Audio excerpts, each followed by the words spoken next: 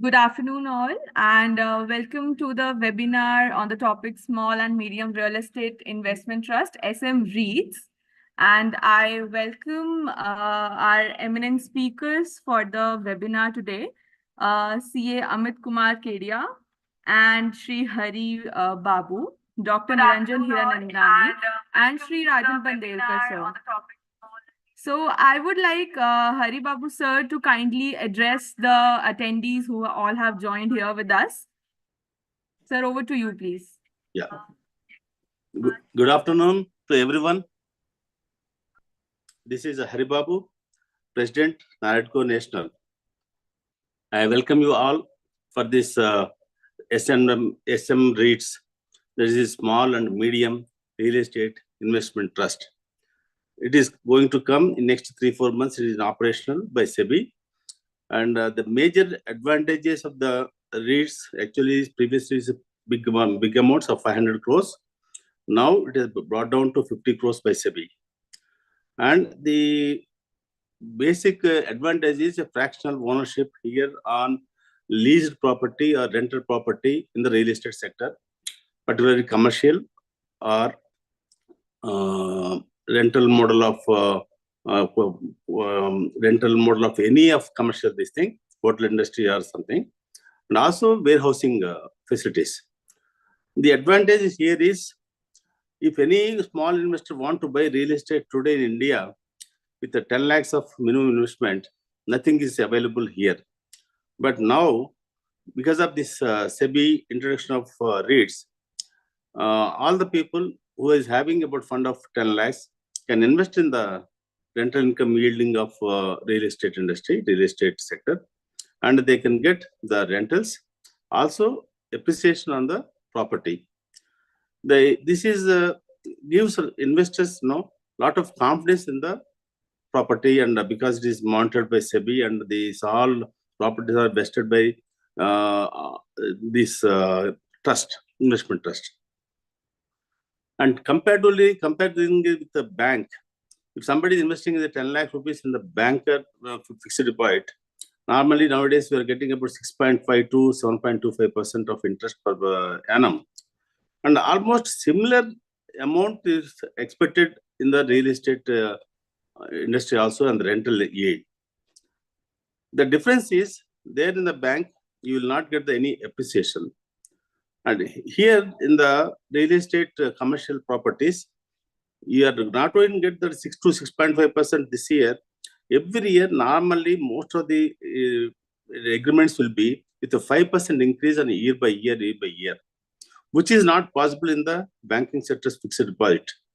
For the small investor, this is the major. After 5 years or after 8 years, if you look at the yield on your investment, it will be almost like 10 to 11% or 12%, which is much higher than any bank's interest.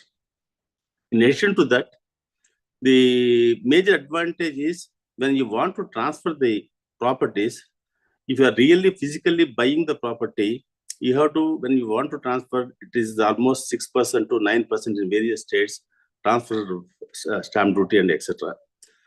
Here, in the REITs form, it is a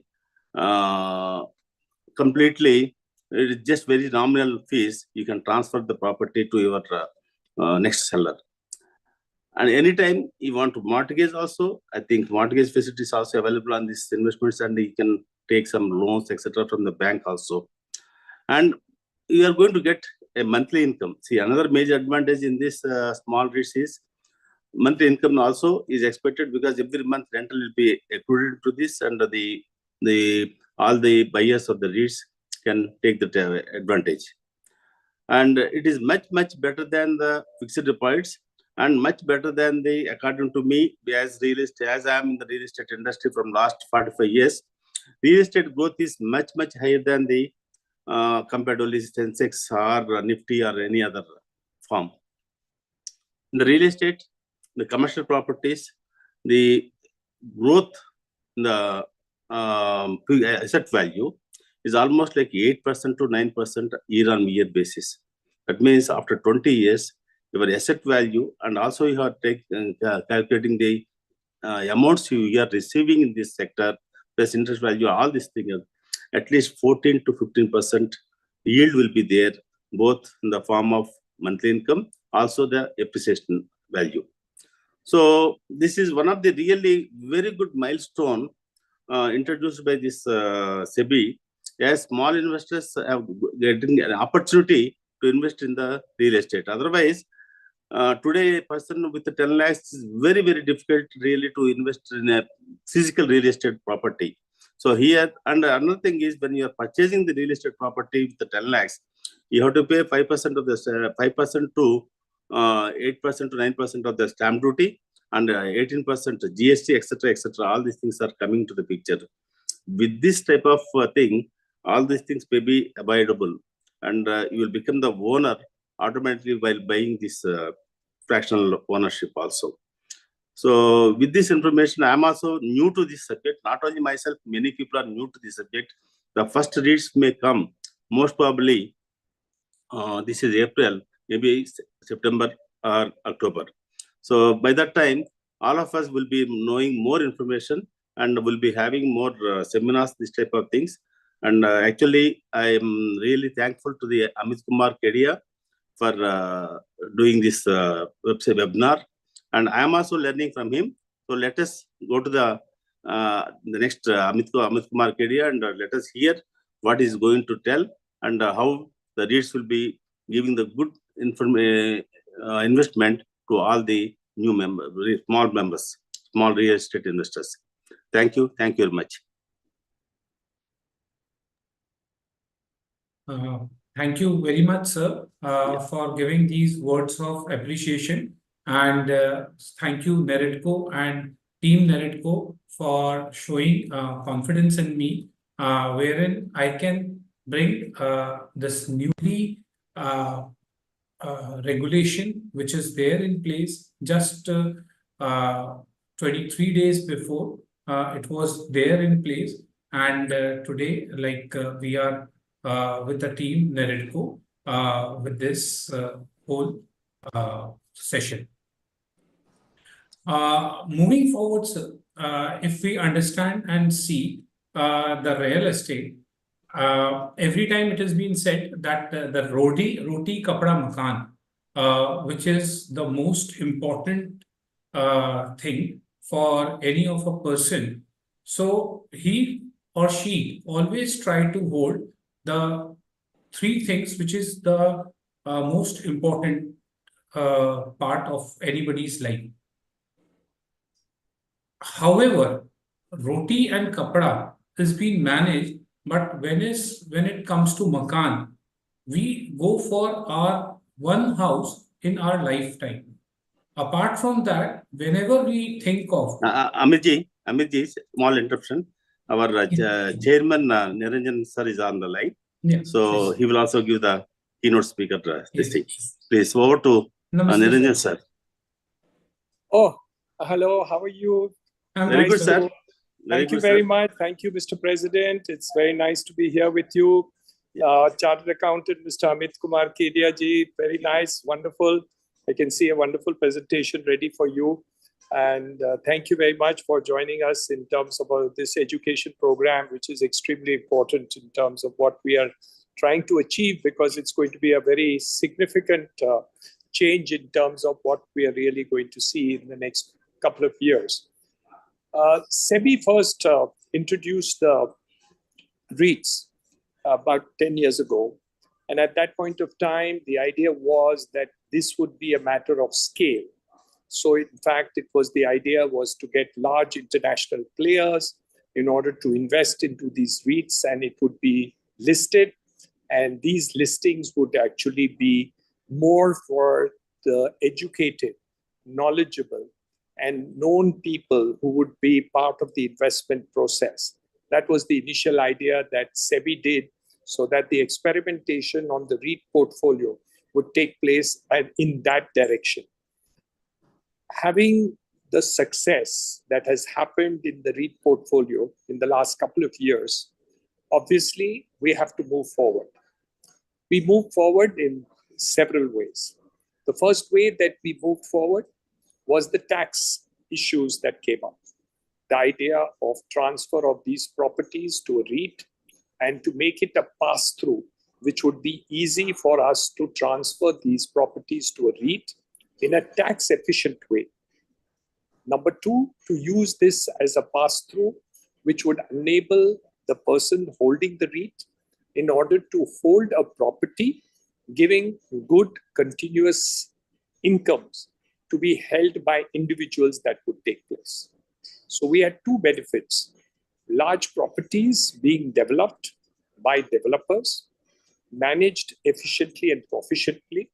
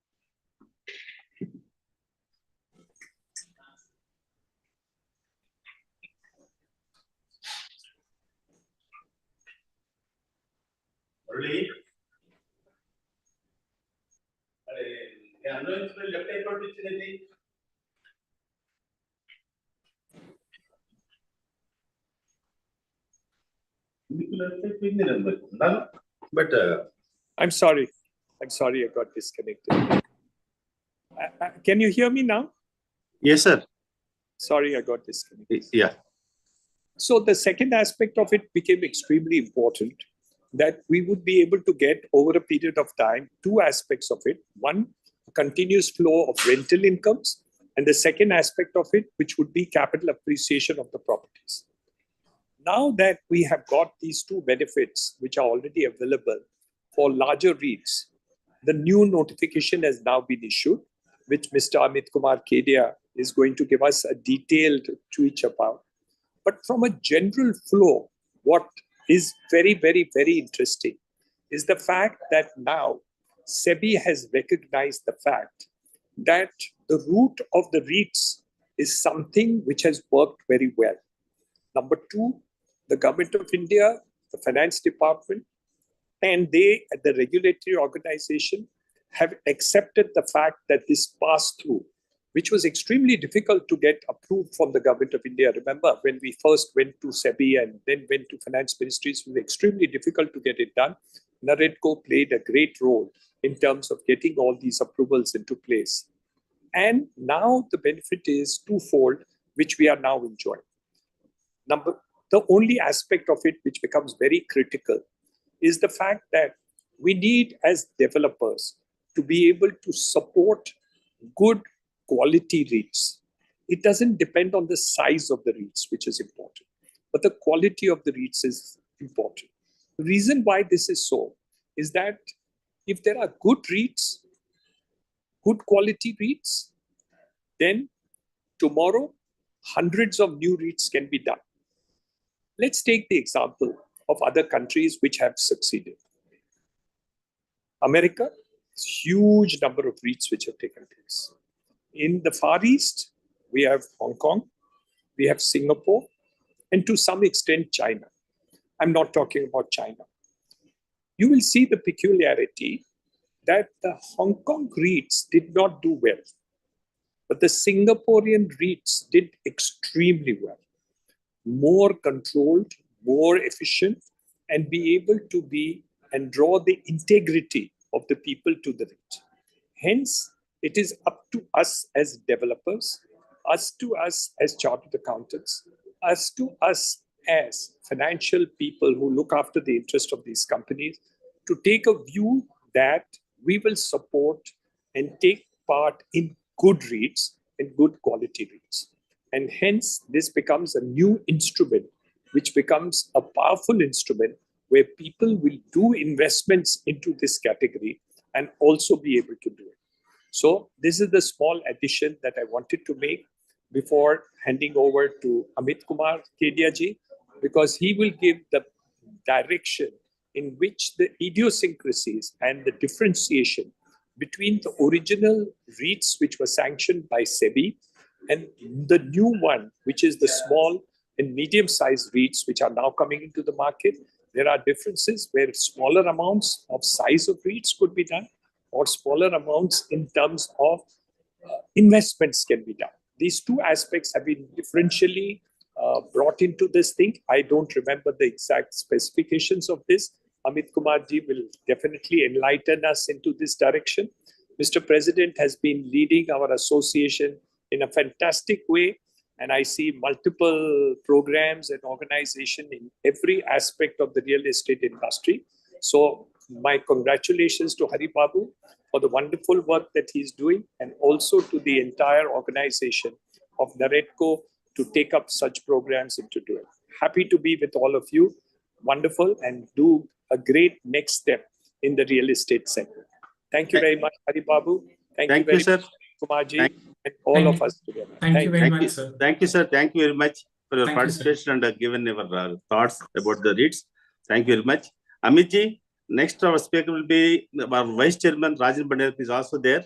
So over to Rajan Bandelkar, sir. Rajan bhai. Good afternoon, each and Good everyone afternoon. on the panel. And good afternoon and congratulations, Hari Babu. You are doing well, very good, excellent. And speaking after Niranjan Hiranandani is a very tough job. I know. You did your batting first, so it is easier for you to score. So now, of course, after Niranjan's talks, people will just want to hear him. But yeah, of course, see, real estate is changing, because earlier days real estate means it was not organized sector. Now it became into organized sector, and we are seeing each and every day new corporates are coming into it. So that's the advantage what has got this industry, and whatever the required trust and faith which was missing in the real estate sector, that has come back to this sector post RERA. And these are the moves, especially, see, we have seen the upward swing of the real share market. So that advantage, always we see whoever comes to buy an house, he has to get his initial investment. The initial investments come from his savings. So this now small and medium real estate investment trust, which was formally, I think, approved on 8th March 2024. Correct me if I'm wrong, Amit Ji. Sir, absolutely. So, right. Yeah. So what happens is this has come into force. So REITs were there. I think in India, basically 2 or 3 REITs are only there at present. One is from Embassy and one is from Raja, and one more gentleman is there who has done it. So this is going to be a new thing. REITs are going to be the new thing for real estate. And that would get us investment faster, and it will give benefit to individual investor also. Today, people are investing in share market or mutual fund wherever. In real estate, when people want to invest, they have to invest as a unit, which becomes many of the smaller investors cannot afford it, and they are out of the ambit of the real estate. So now what happens, when it REITs come, the people take in a smaller fraction also, they can invest into real estate, and whatever the prices which are going upward, the common man or smaller person or a median people can take the advantage and benefit of this.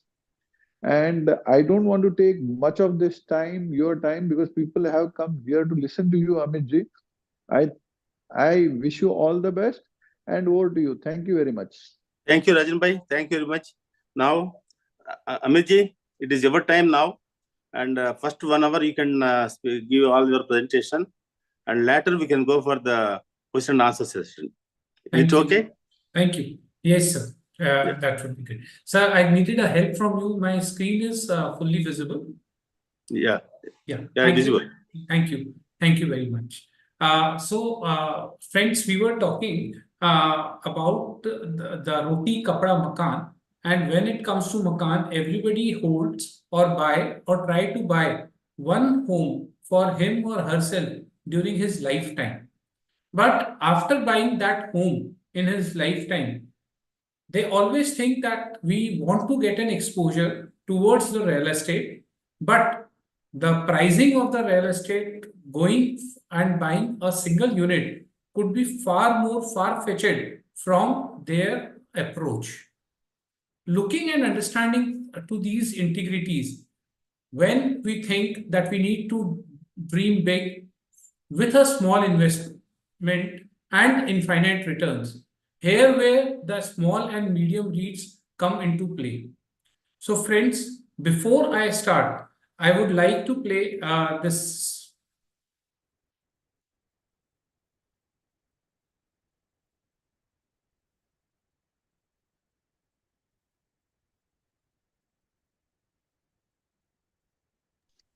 Amit is not able to hear any voice.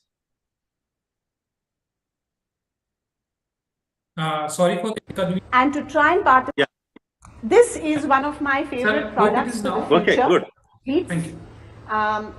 I believe that there's just so much latent demand in our country for real estate, and for each of us to own a little bit of that action and that wealth creation, and to try and participate in what can potentially be an inflation-proof income is so important. Again, we have found that when we shared this vision with the industry and said that in order to retailize, in order to democratize REITs, we need higher levels of disclosure and compliance. I cannot tell you the cooperation we got, and they've all agreed to a much higher level of disclosure and compliance so that the regulator has comfort to really retailize this product. And of course, consequently, we went ahead and announced something called the small and medium REITs, which means that even assets as small as 50 crores, otherwise our threshold was 500 crores, so only the big boys were participating. We brought it down to a 50 crore asset, and we've reduced the investment size for just folks like you and us and everybody else to be a part of this entire area which is set to grow. Our own back of the envelope calculation tells us that over the next 10 to 15 years, the REIT, InvIT and Muni bond market will be as large as our equity market today, 1 time GDP. That is our belief. So where is that growth going to come from? Where is the capital formation going to come from? This is what our belief is, that this little piece of heaven, this little piece of real estate, this little piece of infrastructure, democratized across millions and millions of people, is what is going to create the next 1 time GDP market for our country. So yes, friends, this is the small piece which we would be talking about.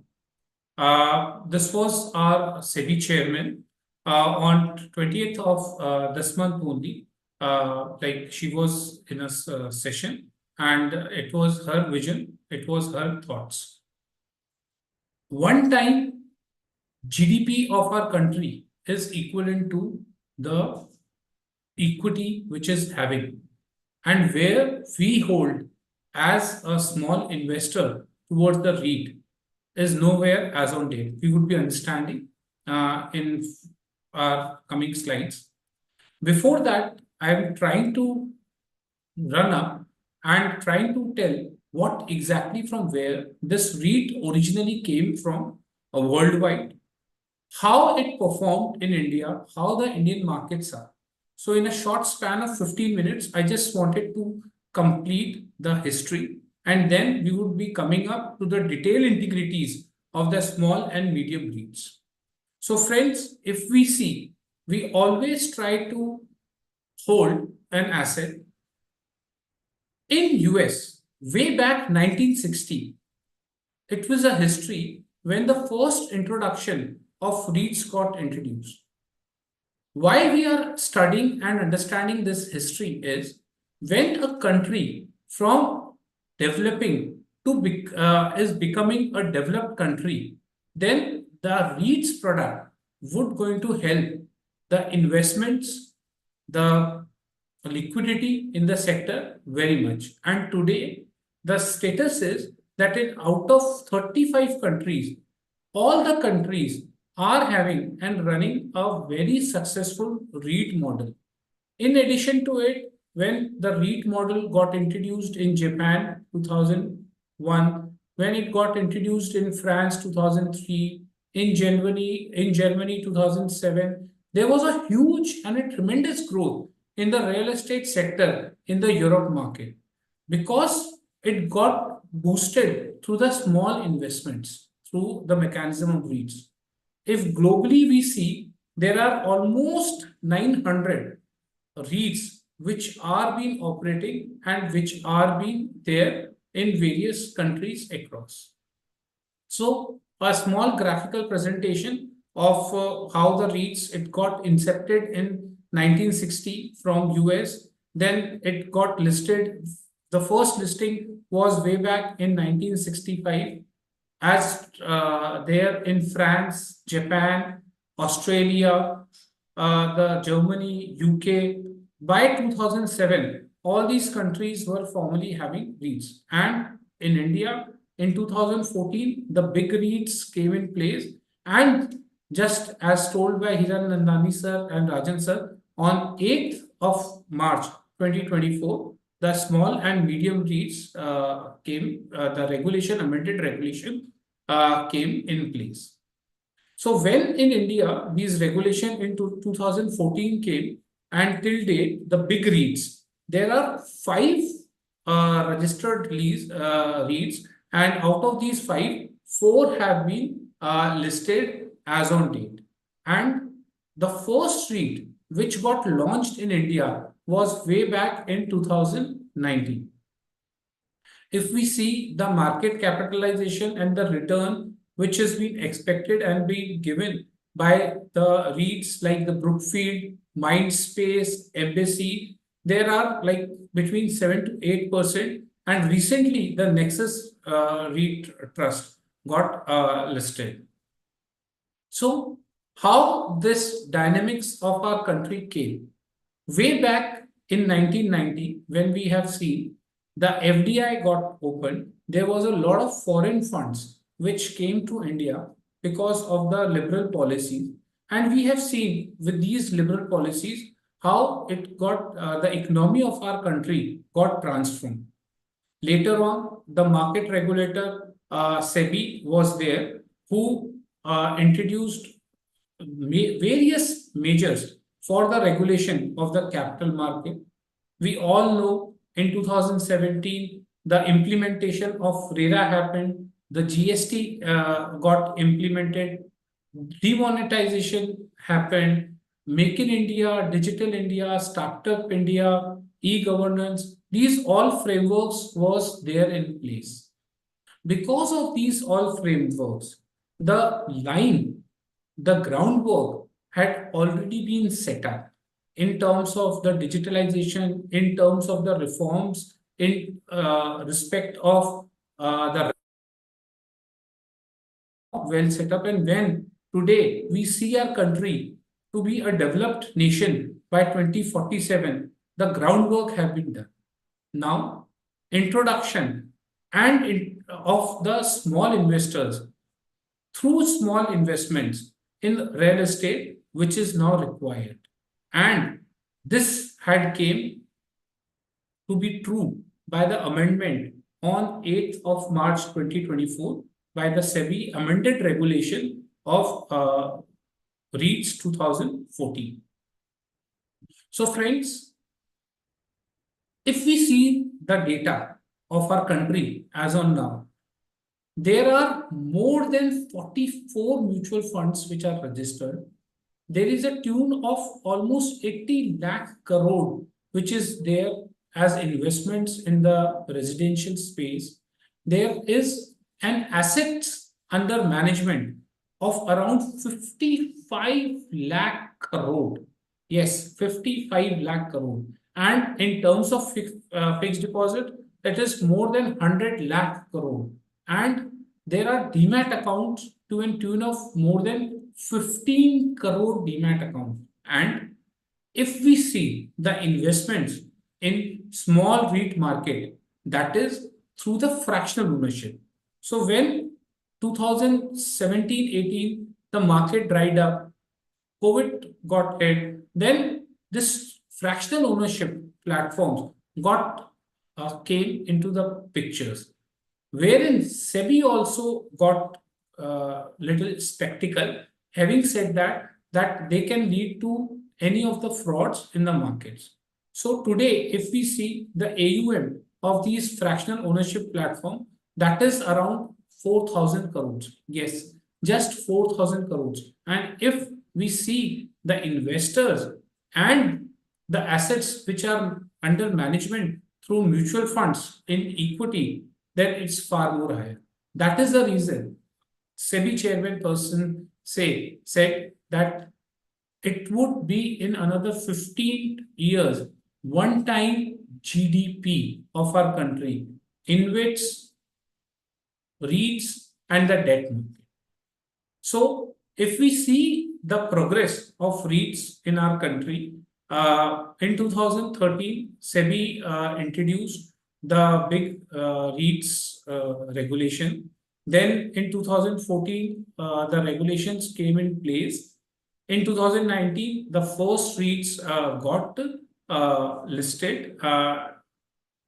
So what are the assets which are covered, which would be eligible for the REITs issue? So the assets which are completed and the assets which are income generating, these assets would be eligible as coming up as REITs. So if we see assets like office space or residential buildings or data centers, hospitals, hotels, warehouses, factories, logistics park, these all would be eligible if they are worth completed, that is, no work is required to be done more, and they are income generating assets. So if these two criteria prima facie is being fulfilled, then these assets can come under small, medium REITs. We would be understanding the eligibility criteria, but prima facie, the asset should be a completed asset and the asset should be income generating assets. So if we see about the eligibility, then the minimum asset size should be 50 crore rupees. So if an asset is below 50 crore, then it would not be eligible. It would not going to, it cannot be a part of a small and medium REITs. And the asset should be less than 500 crores.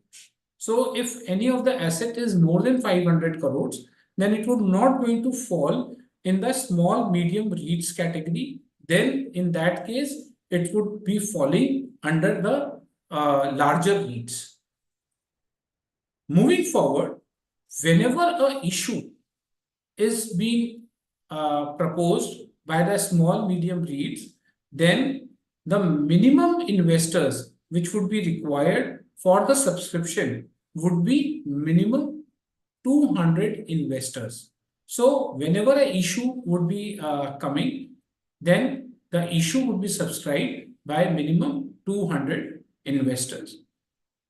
And the investment manager would be setting up this small medium REITs.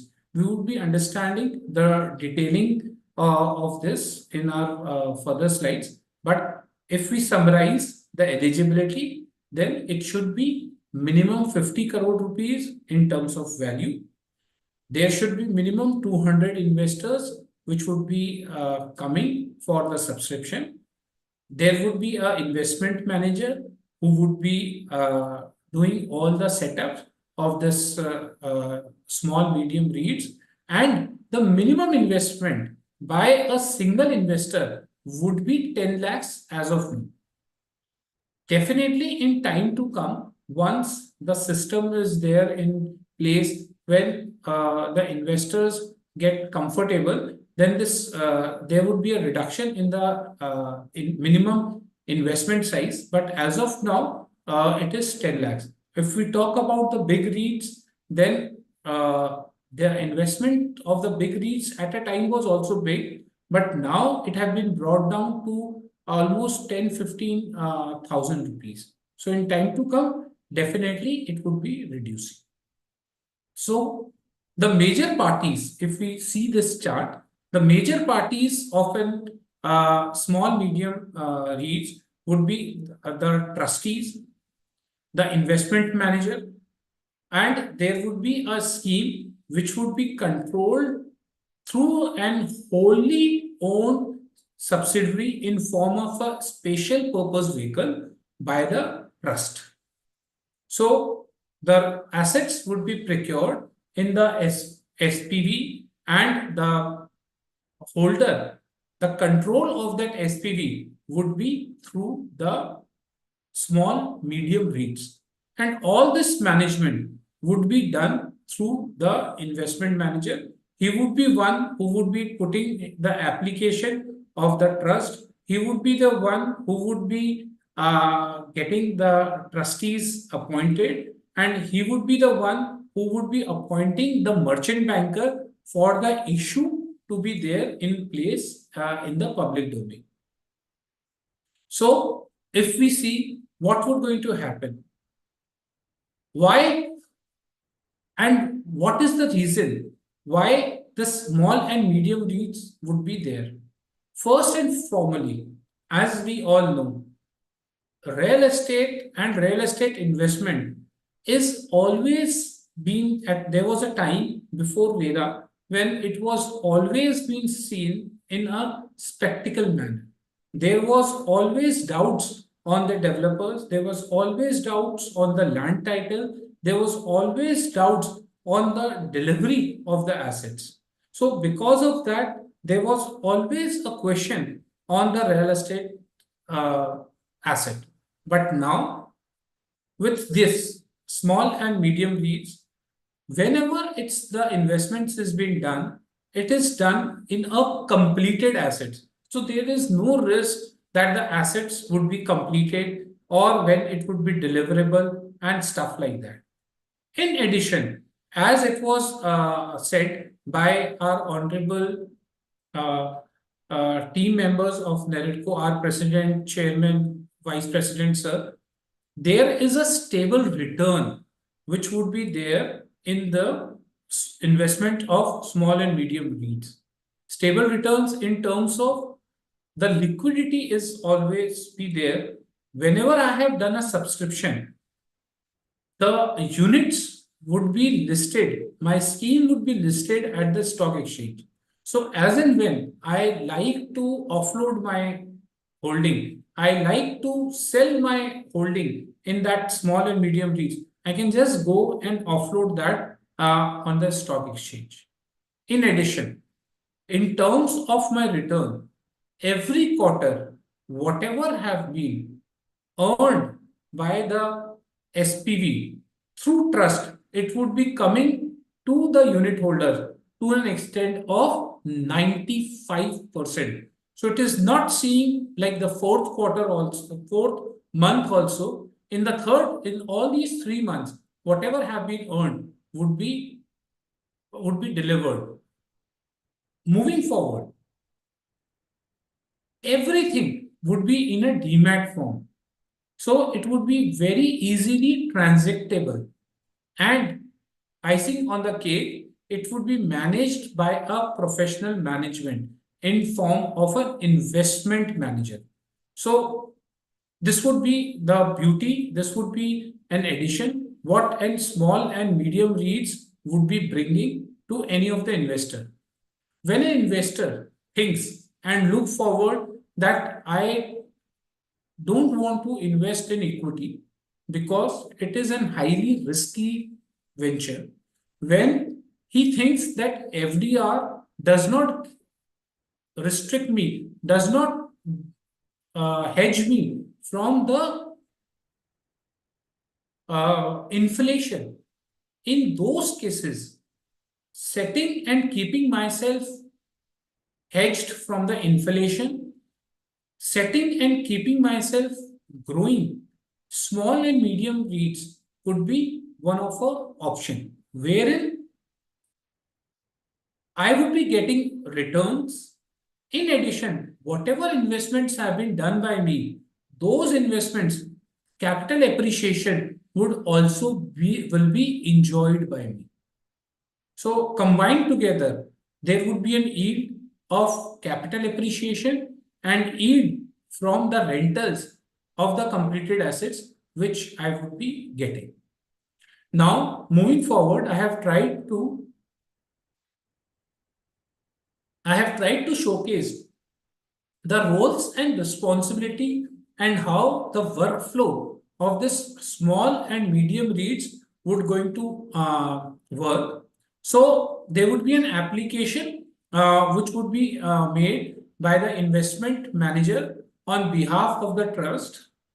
The application form is Form A, which is specified in Schedule 1A of the regulation. It's a detailed application form which is there. Then moving forward, there would be a trust deed which would be registered under the provisions of Registration Act 1908. There need to be a main object as per these regulations. Those should be the main object. Then the investment manager, there is a very clear net worth criteria which have been given, wherein there need to be 20 crores minimum net worth which the investment manager needs to have, out of which 10 crores would be in fixed assets, could be in fixed asset rather, but compulsory 10 crores need to be in liquid form. Liquid form could be FDRs, maybe the government securities, but overnight, the one which could be liquidated, that is to be required. In terms of the experience, minimum 2 years experience would be required by the investment manager, and in case it is not there, then he can appoint 2 key managerial person of each having minimum 5 years experience. In terms of the directorship and in terms of the investment management agreement, that needs to be taken care by the investment manager and the trustees. In addition, the trustees need to have the registration. They need to come up with their issue within 3 years from the date they are getting themselves registered with the SEBI. If they don't come up with the issue within 3 years, then they can get a buffer time of 1 year, which is on the request and on the basis of approval if the SEBI gives them. Else, within 3 years from the date of registration, they need to come with the registration. So that was a very brief understanding of the registration and the eligibility criteria which is required for the small and medium REITs. So moving forward, as I told previously, way back 2019, there were many fractional ownership platforms which were there and which do exist. So now there is a migration policy which have been introduced, and these platforms need to now migrate themselves within 6 months from the date of this notification. So they have been given relaxation in terms of and flexibility in terms of the regulations which we have discussed previously. But then also with all these flexibilities and liberty, they need to now get themselves migrated to the SM REITs platform within 6 months from the date of the notification. So friends, there are some areas which would be seen that they would not be allowed in terms of getting themselves listed as an SM REIT. So these are the debarred areas which we need to see. So if any of the directors have done any of the economic offense, or they are like willful defaulters, or they are going through some penalties or levied by the stock exchange, or they are debarred from accessing the security market. In these type of situation, the directors would not be allowed to get themselves listed on the small and medium REITs. Now, moving forward, in terms of the merchant banker who would be appointing, as we have discussed previously, the investment manager would be appointing the merchant banker, and all the obligations would be carried on by the merchant banker for the issue which is being purposed. So all the obligations in regards to the issue would be taken care by the merchant banker, of whom the investment manager have appointed. Now, in terms of like the investment manager, what are the minimum criteria which is required? The investment manager would be identifying the asset. Once the assets is being identified, then there would be a draft scheme that would be coming up, which would be introduced by the investment manager, and it would be done through the merchant banker. Then the merchant banker would be coming up with an issue, as discussed previously. The minimum size would be of rupees 10 lakhs, and the scheme would be a separate scheme. So it would not be like every asset would be coming up with the same scheme. Every SPV would be coming up with a separate scheme, and that scheme would be listed in the stock exchange. Moving forward, the asset size of that SPV should be minimum 50 crores, and as told previously, all these transactions would be in a demat form. In addition to it, all the schemes would be having separate books of accounts, would be having separate bank accounts. So there would be no interchange in the schemes. That is, if any of the money from a particular scheme is used somewhere else, or any of the investments from a particular scheme is being used somewhere else, it would not be possible. It would not be allowed. So that is the maintain books of accounts that needs to be put in place, and the properties of these SPVs would be having their property documents in the custody of the trustees. So it is not that if the property is there being given by the investment manager, then the documents and the custody of the documents would be always remain with the trustees. Moving forward, what are the disclosures these documents should have? We can understand that any of the IPO, if any of the company comes with an IPO, then whatever disclosures, whatever detailing working it is required to be done at the time of IPO, that would be almost to the same stringentness which would be required. No misleading, no untrue statement, misstatement should be there in the offer document. In addition, if any of the guarantee returns is being put, then it would be a violation. So no provision where the guarantee of any of the return need to be placed. And total expenditure ratio of the scheme needs to be very clear and disclosed as per which is specified in Schedule 3 of the regulations.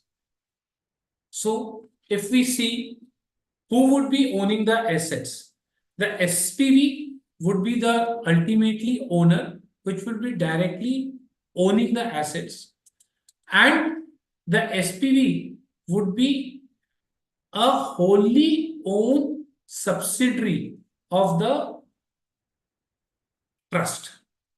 And as we discussed previously, the minimum 95% of the value of the scheme would be used in revenue generating property. So if 100 rupees have been raised, then to an extent of 95 rupees should be invested in income generating assets. To a tune of only 5% could be kept for the liquidity purpose. Maybe some of the vendors' payments are not coming in place. Maybe some of the advance payment for maintenance need to be required. In case of some of these types of eventuality only, the 5% liquidity is to be maintained. Else, 95% need to be invested in income generating assets. So, mode in which the funding could be done, that could be through the foreign investors. That could be in form of capital by selling the units, by raising loans to an extent of 49%. So if any of the entity wants to raise loans, then that could be done to an extent of 49%. That is leveraging. Friends, where the word Indian and foreign comes, now when the gift city is there in place and where the direct listings are being allowed in time to come, once these REITs get listed on the gift city platform, then the foreign investors can directly invest in a property, say maybe a property at Raipur. Somebody from foreign and non-resident want to invest, they can invest now also directly in those assets through the normal route of an IPO. But at that case, they would be requiring the formalities to be done in terms of the foreign investment policies. But in case in future, when these products would be available and listed at the gift city, then in terms of dollars only, the investors would be able to invest, and that investment would going to reach to a property, or the foreign investor would be having an exposure to a property in Raipur, for example, in terms of dollar terms. So he's just putting dollars as in currency and buying a property in Raipur.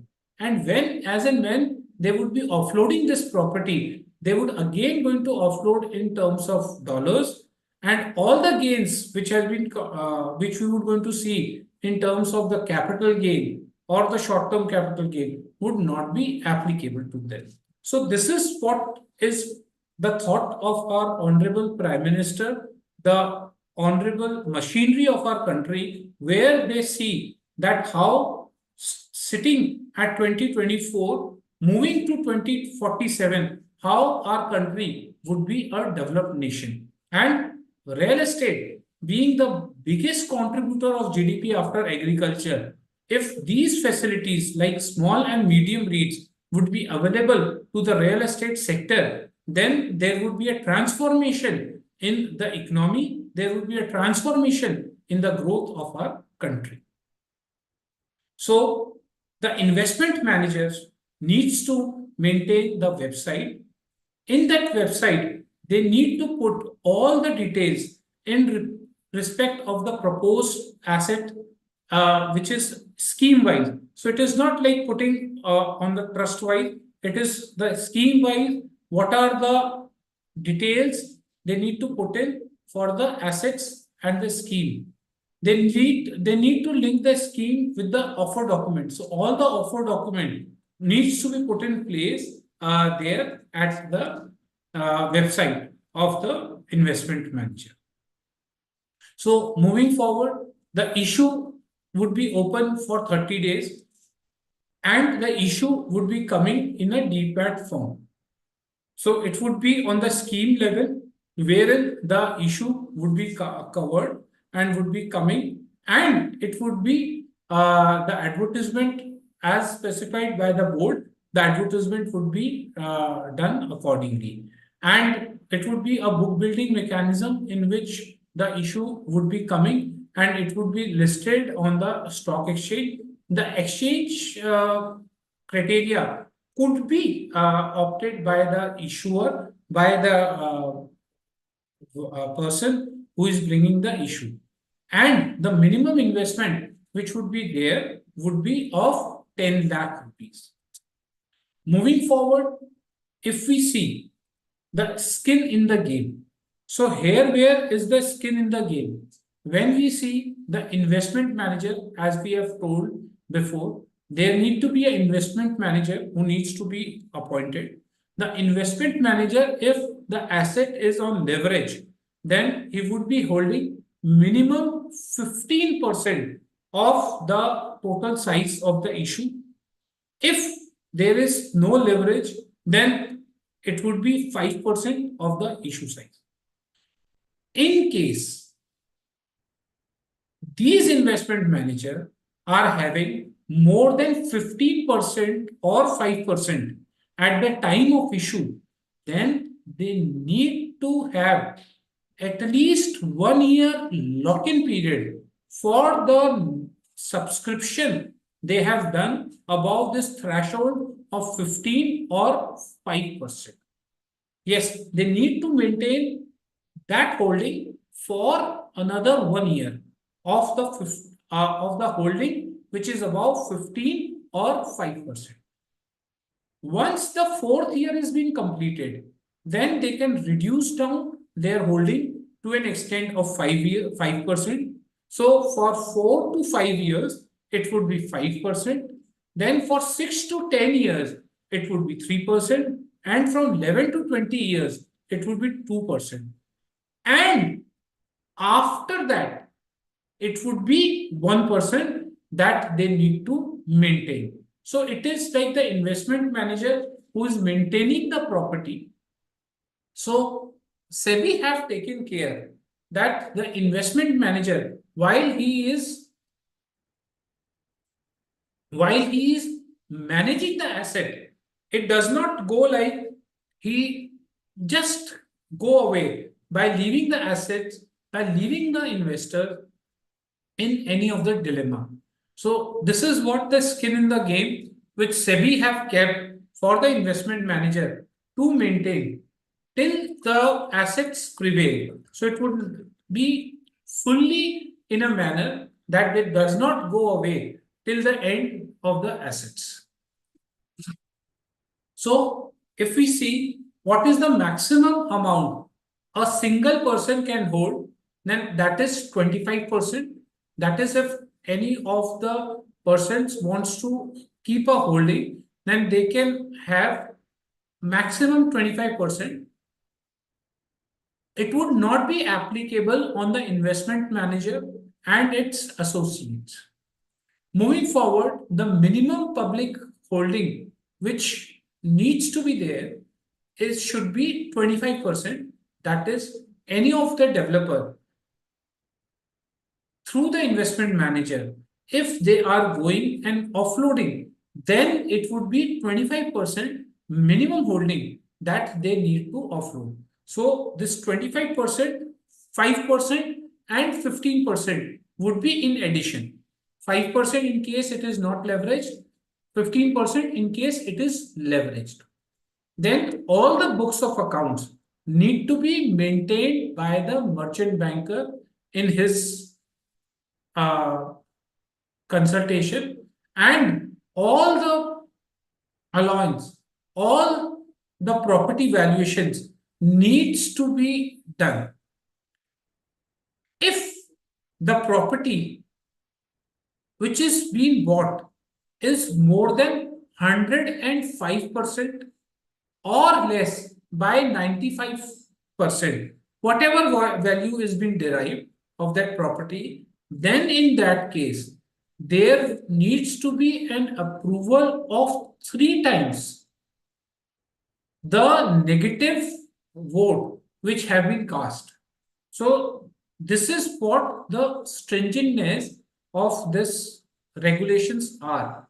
If any of the investment manager even tries to buy or sell above or lower than the fair valuation which have been derived, then these unit holders would be required to give a consent, because of without their consent, this deal would not be possible.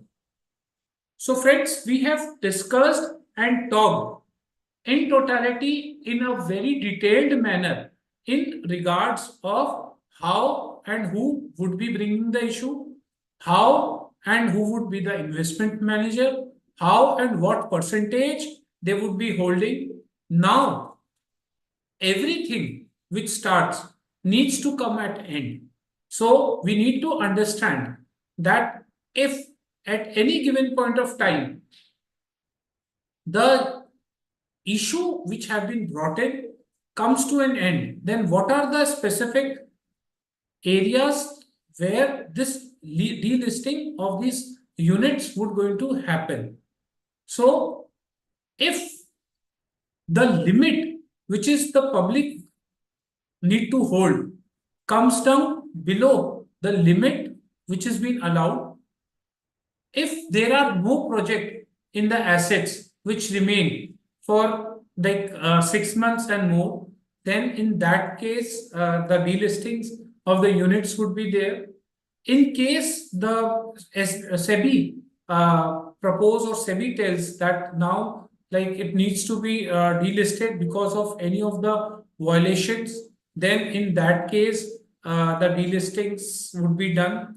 In case the investment manager or the trustee requests delisting with prior approval of the unit holders, then the delisting would going to happen. In case the unit holders apply for delisting, it would be definitely through the investment manager and the trustees only, but then also this delisting could be initiated by the unit holders. And when this delisting happens, the residual, the value of the assets which are there would be paid back to the unit holders. So all the unit holder would be, maybe it happens that the asset is totally being sold. So all the realizations which have been done by the assets would be paid to the unit holders. One very basic and an important factor of these small and medium REITs, which is the backbone, is the valuation. So these valuations need to be done at the time of the end of the financial year within 2 months. So this is a compulsory timeline wherein the valuations would be done. So the valuations once done would be given to the stock exchanges and to the unit holders. Now, the valuer could not be appointed for more than 4 years. So at every 4 years, the valuer needs to be changed. He cannot continue for more than 4 years. Then, in case of any material development, if any unforeseeable reason happen, maybe a climatic disaster, maybe a fire, or something which is a very abnormal situation, in that case, within 2 months, the valuation report needs to be done by the small and medium REITs.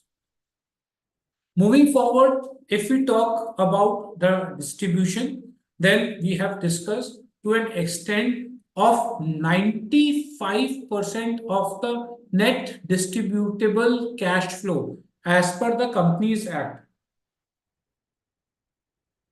As per the Companies Act, need to be done by a small and medium REITs. And once announced, it needs to be paid within 7 working days of its declaration, and after the end of quarter, it needs to be within 15 days. It needs to be declared.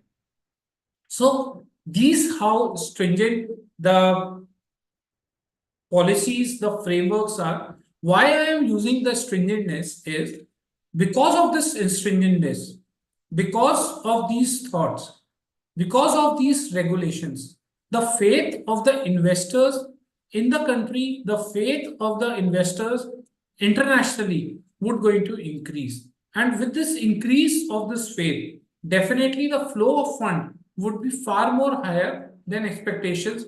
And if the flow of fund would be there, definitely the valuations of the assets across the asset class would going to increase. Now, friends, if we talk about the fees, what would be required at the time of the filing the application? So the application fee would be rupee 1 lakh. There would be a registration fee which would be 10 lakh, and at the time of initial offer, the 0.1% in case of the total value which is going for the listings, and 0.05 at the time of the right issue, which would be the fee which would be paid to the SEBI and to the stock exchange. So friends, if we see the rights and responsibilities of the investment manager, then the investment manager takes the all the investment decisions. He takes decisions for the management of the REIT assets, for the if any of the grievances are there from the unit holder, then he should be ensuring in respect of the valuation, in respect of the NAV calculation, in respect of any of the insurance which is required to be done for managing the assets of offering for listings by or the appointment of trustees, appointment of valuer, auditor, the merchant banker, the custodian. So a great responsibilities in this small and medium REITs have been given in this regulation to the investment manager. In terms of the trustees, if we see the responsibilities which are given to the trustees are by holding of the small and medium assets. That is the biggest responsibility the trustees have been given. The trustees, the documents of the property would going to remain with the trustees. Trustees would going to see, understand the value of the assets that would be taken care by the trustees. The unit holders' money is not being diverted, is being invested in the SPVs only. Timely payments of the dividends are there. That all would be taken care by the trustees. There is a routine code of law, code of conduct, which the SM REITs need to maintain. Very subjective. So just trying to skip it. Then moving forward, if as told, what is the difference between the earlier REITs and the small and medium REITs? So if we see that it is this in the REITs, it is directly or through SPV. The assets used to hold directly by the trust or through an SPV. But here in the small medium in REITs, it is directly held by the SPV only. The size, in terms of size, it was above 500 crores, but in the small and medium REITs is between 50 to 500 crores. In terms of the minimum number of holders, it remains that almost same. And in terms of minimum investment, there is a huge gap as on date. Like 10 to 15,000 rupees could be the minimum investment which could be done in REITs, the bigger REITs. But in terms of the small and medium REITs, the size is big. That is 10 lakh rupees.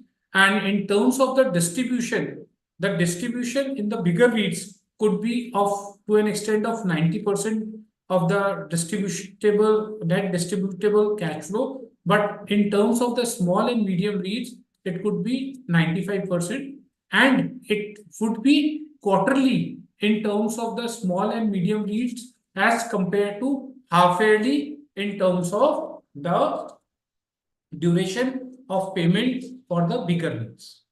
So now, friends, we have discussed almost all the regulatory part.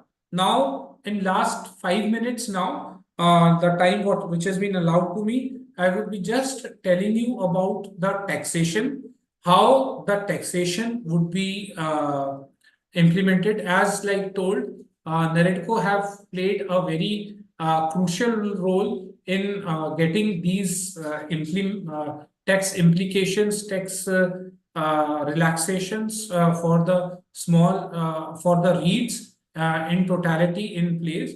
So trust is just a pass-through mechanism. So if we see in terms of the interest would be coming up with a TDS. It would be deduction of 10% for the resident, and for the non-resident, it would be 5%. It is on the interest portion. It is not from the dividend portion. It is from the interest portion which the residents are resident investors or the non-resident investors are getting from. In terms of dividend, it would be exempted under Section 23 FD. For the dividend of SPV, again, it would be on a slab rate of IFRS OI at the rate of 10% in case of resident, and similarly 10% for the non-resident. The dividend income of the SPV would be exempted. The beauty is that it would be following under a transaction paid by STT or by the stock exchange. So if we go to a long-term capital gain in a real estate, then it is charged at 20%. But here, the long-term capital gain, as it is in a form of a unit, it would be charged just for 10% in excess of 1 lakh rupees. So 1 lakh would be exempted. Had it been a case of a real estate, pure real estate offloading, then 20% on the total value the tax would have came. And for the non-resident, as it is the rate which is applicable, it would be accordingly the charges. Similarly, for the short-term capital gain, it would be 15%, and for the non-resident, as it is applicable. And in case if the sponsors who sells the shares to the SPV to the REITs, then it would be coming under the ambit of capital gains. And if the sponsor transfer the real estate asset directly to REITs, so if it is directly to the REITs, then it would be capital gain. Else, it would be it would be like a non transferable. If the SPV transfer to REITs in form of a unit, then it would be considered as not transferable, and then at that case, it would be not taxed. So, in terms of the tax to the SM REITs, there would be exemptions as per 1023 FC for the interest which is being received, the rentals which has been received, the dividends which has been received, and in case of in other incomes like the bank deposit or any money deposit, then it would be charged at the maximum marginal rate. So moreover, it would be a pass-through mechanism for the small and medium REITs. In respect of the SPVs, it would be the rental income would be charged as income from house property, and whatever like the profits which are being made by the real estate infrastructure project, then it would be a business income. And if any of the investments are being offloaded, then it would be charged under the head capital gain. In terms of the interest which is paid on the loan from the SM REITs, then it would be all deduction as per the Income Tax Act which would be applicable. The taxes would be, if it is opted under 115BAA, then it would be 22% plus surcharge. If it has not been opted in 115BAA, then it would be 25% plus surcharge. So with this, friends, with this, all the respected listeners, I come to an halt of the presentation which I have been told to deliver. Now, moving forward, when we see Viksit Bharat, when we see 2047, we would be the developed nation. Products like SM REITs for funding of the real estate, avenues like Gift City, through which foreign investments would be coming, it would going to help, it would going to give a boost to the economy and to the real estate at large. So with this, I thank all the listeners to be very patient for this last 1 hour, and thanks to the organizers for giving this opportunity. Now I would be happy to answer any of the questions if anything. Thank you very much. Amitji, it's a very great session, a very knowledgeable session, and I thank you very much for giving. And I request all our participants, if you have any questions, please.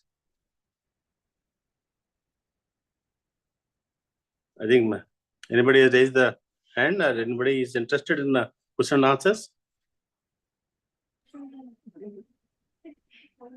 Sir, there are questions in the Q&A chat. So the first question here is, the entire 50 crores have to be in equity, or the property can be under loan? So the 50 crore is the asset of the value of the asset. There is a 49% which is the leverage which is allowed. So against the 50 crore, if a leverage to an extent of 49% is there, that would be allowed. Okay, so we have another question which says, should the value of rupees 50 crore be a single asset or group of assets?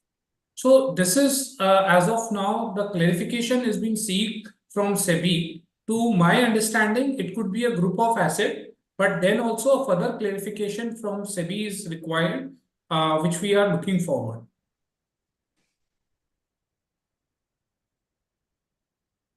And one more question, sir. When I have the option to invest in units of large REIT that provide me capital appreciation, exit, etc., why should I invest in SM REIT? So similarly, the capital appreciation is there in the small REITs.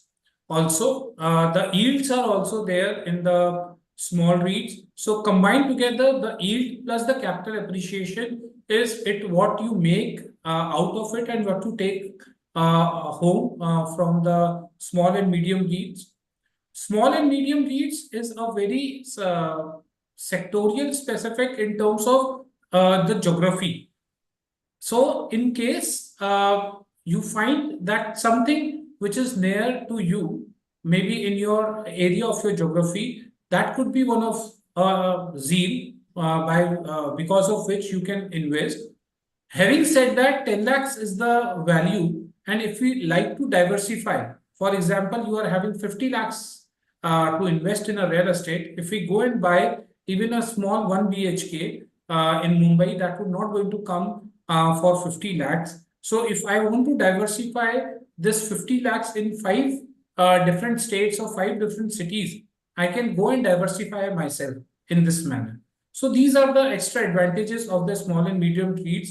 And when the small and medium REITs are there, the investment manager and the trustees, as we have seen in the regulations right now, it has been very well managed and very well controlled by the investment managers and by the regulations. Yeah. So we have few more questions in the chat. Would you like me to address that? Yeah, I would be happy like if the questions are being addressed to the best of my knowledge. Yeah, please. Sure. So another question is, what is the minimum investment in SM REIT and REIT? So the minimum investment in SM REITs is 10 lakh rupees. And for the REITs, the bigger REITs, like it's like to an extent of 15 to 20,000, the minimum lot size. Okay. And why is the minimum investment of 10 lakhs required by the investor? And what's the major reason behind this? So basically, as on date, as I told you, like it's a very geographical product wherein one maybe like the number of assets which the developer is bringing on board, he have not developed so many of the assets. It need to be a very informed call for whoever is investment is coming from. So SEBI have tried that once the market, till the time the market does not become mature, they have kept the size as in terms of a bigger ticket size, so that whoever is coming, SEBI understands he would be more informed than a small investor. For SEBI, the small investor definition is below 2 lakhs. That is like they are being categorized as a retail investor. So as of now, they have kept the retail investor little bit away from the small and medium REITs, thinking about in time to come, once this market get mature, they would be bringing down the asset side. In the board meeting of 25th November 2023, when the small and medium REITs was announced by the board, the chairperson of SEBI had expressed her willingness to bring it down in time to come. Another question from Ms. Manthan Sanghvi's end is, what is the taxation if current rented property converted in REIT? So if current rented property is converted into a REIT, if it is already in a SPV, then there would be no taxation. It would be not considered as a transfer. So no point would going to arise in terms of taxation. In case it is not there in the SPV and the assets would be transferred to an SPV, then in that case, the company which is transferring it would be liable for the capital gain, and the transferring company, that is the SPV, would be liable for the stamp duty.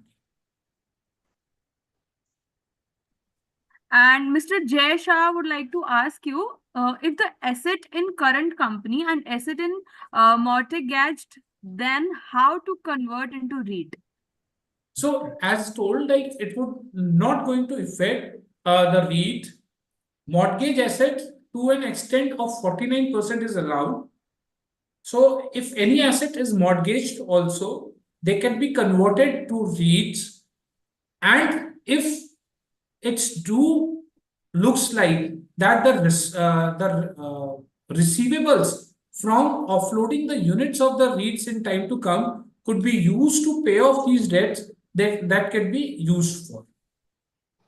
All these things, as told, needs to be very specifically, categorically, needs to clarify in the offer document. Everything would be coming in the offer document. So whoever is subscribing would be having a full detailed knowledge of all these transactions which they are falling into. Okay. So what is the taxation on returns through REITs to an investor? So we have discussed that in detail. It would be like taxed as a normal income in the hands of the recipients of the income as per their slabs in which they falls in. So, sir, CA Jay Maru would like to ask, what are your views in relation to third tier cities? Will people from small cities use this vehicle? That would be definitely would be a flavor in time to come, because it may be a possibility. I staying in a small city, tier 3 cities, look, whenever I go through a developed assets, I always feel that I should buy something in this asset. But when I see my pocket, I am having only 10-15 lakhs. But if we see the property, it is coming for 25, 30, 40 lakhs. So definitely this would going to give an avenue. And the beauty of the small and medium REITs would be, now the partner in nation building would not going to be only the investors like the institution or the bankers. Now the small investor the retail investor whom we say that would going to participate. Now, the whole community of the country, all the investors of the country, in addition to the foreign investor, would going to participate in this right.